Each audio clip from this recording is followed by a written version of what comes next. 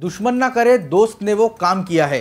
BJP in दिनों शिवसेना के बारे में यही सोच रही होगी। शिवसेना अध्यक्ष उद्धव ठाकरे ने प्रधानमंत्री पर जो ताज़ा आरोप लगाया है, उसके बाद ये सवाल उठ रहा है कि केंद्र और राज्य सरकार का हिस्सा बनकर शिवसेना कैसे बैठी है। ये सभी को हैरत में डालने वाली बात है। आपको सिलसिलेवार तरीके से समझाता हूँ कि मसला क्या है। उद्धव ठाकरे ने कहा है कि प्रधानमंत्री फसल बीमा योजना में राफेल से भी बड़ा घोटाला हुआ है। सहयोगियों की ओर से इतना गंभीर आरोप लगाने का मतलब है कि बीजेपी और शिवसेना के बीच में जो दोस्ती का पुल है वो अब करीब करीब ढह गया है।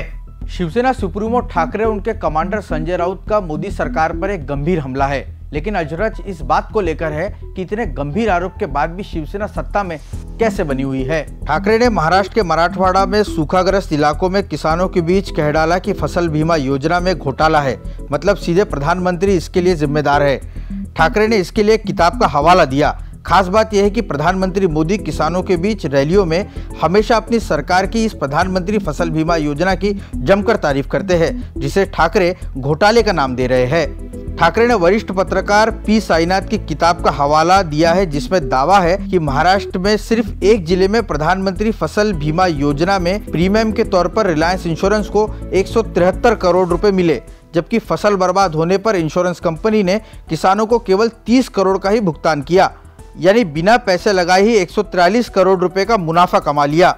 मोदी सरकार ने साल 2015 में प्रधानमंत्री फसल बीमा योजना की शुरुआत की थी, जिसका मकसद था प्राकृतिक आपदा, कीट और बीमारी की वजह से बर्बाद हुई फसल को सहायता पहुंचाना।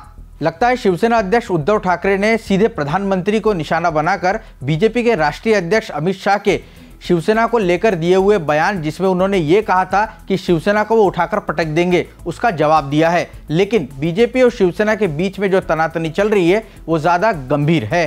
अब तक दोनों पर्दे के पीछे सोशल मीडिया और अखबारों के जरिए एक दूसरे पर आरोप लगा रहे थे, लेकिन प्रधानमंत्री मोदी पर सीधा घोटाले का आरोप लगाने का मतलब है शिवसेना लोकसभा चुनाव में बीजेपी से गठबंधन तोड़ने का बहाना ढूंढ रही है।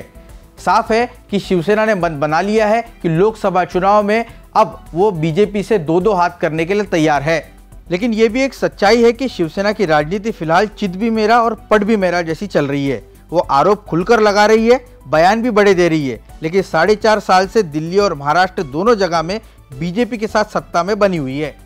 एक कड़वी हकीकत ये भी है कि हिंदुत्व की राजनीति करने वाली शिवसेना को बीजेपी के अलावा दूसरा साथी मिलना भी इतना आसान नहीं है।